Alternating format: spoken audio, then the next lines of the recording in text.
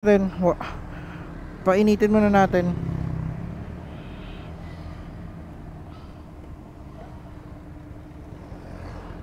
So, first start. Yun. Paikutin lang natin yung langis hanggang mag-circulate na. Yan. Diyan natin si Kuya. Kuya, dito na na. Sa may gearing niya? Yung gear oil po, meron naman kahit ano naman yan. Change oil, te. Meron din. Bali ilang oil ba yung nilalagay niya?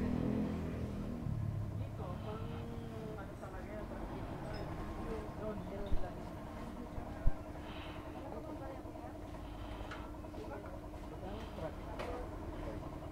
Kahit 50 na lang, tibigyan mo sa akin.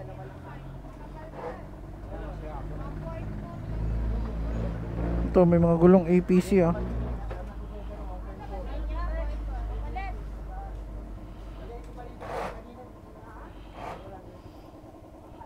Wala din.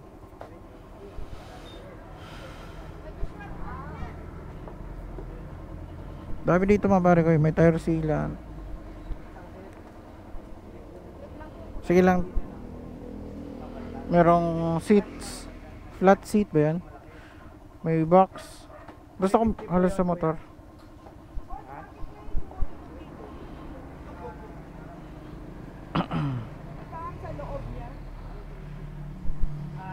So, ayun yung motor natin.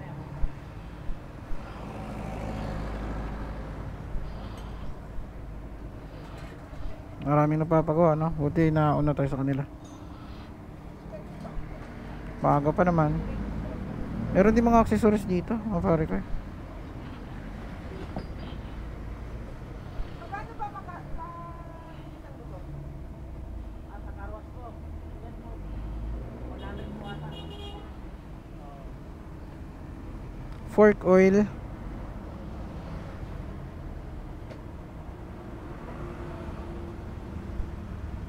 May mga valve, mga handle grip na GRP. May pulley GY6. So ito yung ganito yung pulley ng scooter ko dati oh.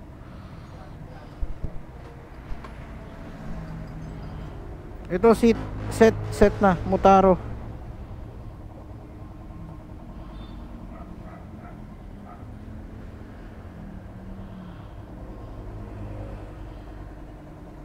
Mga baterya OD, maganda din yan.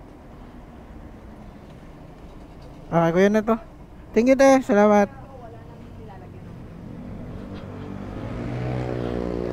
Course 50 nandun. Thank you.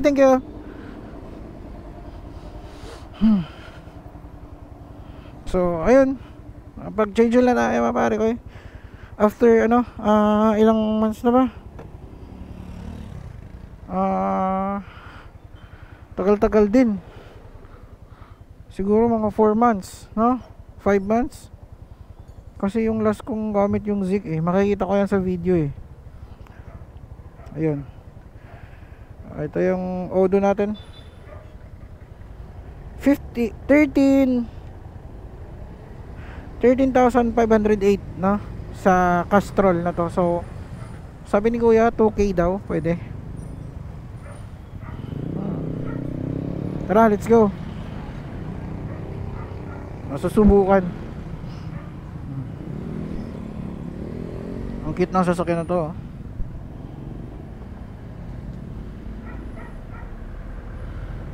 Wait lang. So, mukhang mainit na. Paglamsi.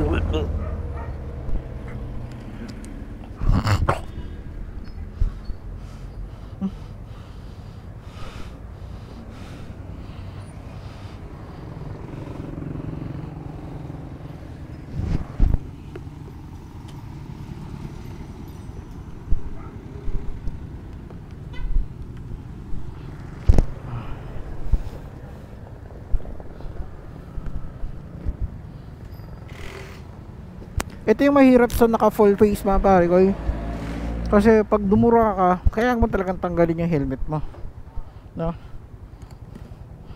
Tsaka kunyari kakain ka, yung half face, di ba? Magmerienda ka sa gilid-gilid o kaya kaibahan ng full face at saka half face, no? Ang advantage ng full face, pwede kang kumain, no? Pwede sa gilid-gilid magmerienda ka ng saging, turon, o uminom ka ng juice o mga palamig, cobra, mga ganyan. Pwede, no? Kahit hindi mo natanggalin yung helmet mo, taas mo lang yung visor mo, pwede ka na kumain, pwede ka na mag-snack, no? Pwede ka na kumain sa gidli. Pero pag naka full face ka, hindi pwede. Kailangan mo talagang tanggalin, lalo na nagva-vlog ka. Tulad sa akin yun. Kailangan mo talaga tanggalin yung helmet mo, no? So kung naka-modular ka, mas maganda yun, no? Kasi pwede mo lang iangat siya, no? At pwede ka nang kumain. Yun ang advantage ng half face helmet. So ang disadvantage naman ng half face, kaya modular, no?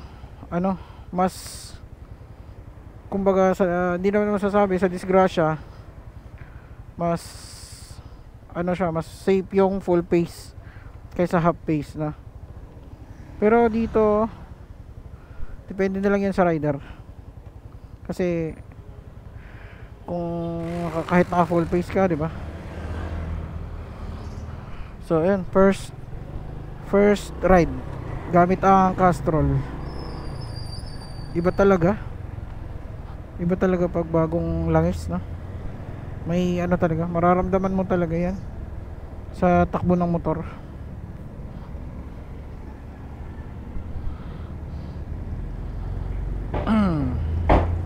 Oh,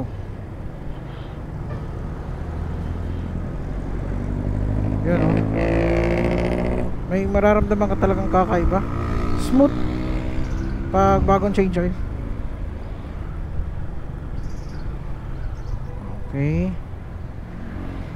So dahil kaka-change oil lang natin, no? Feedback nito baka next upload ko.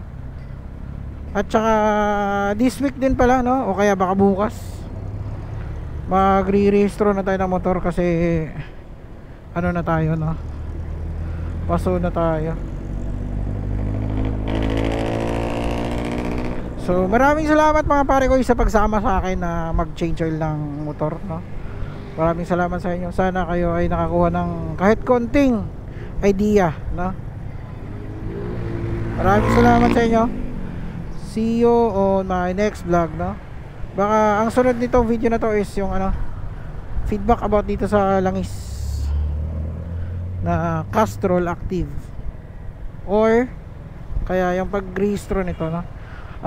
Tuturuan ko din kayo kung paano makapag-rehistro ng sulit, no? Sulit tips o kaya tipid tips, ganun, para makatipid tayo, kasi meron akong kinukuhanan na insurance na mas mura, no?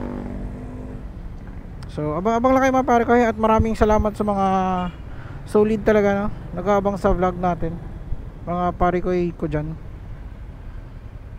So ako'y papunta na sa work, papunta na sa aking trabaho. So hanggang dito na lang mga pare ko. Traffic na, ang hirap sumingit-singit. Oh, baka mapagkamalan tayong kamote. Dumadaan na tayo sa gutter. So sino nakaka-relate dito? Yan mga yan. Pag ikaw ay nagmamadali, sabagay maaga pa naman.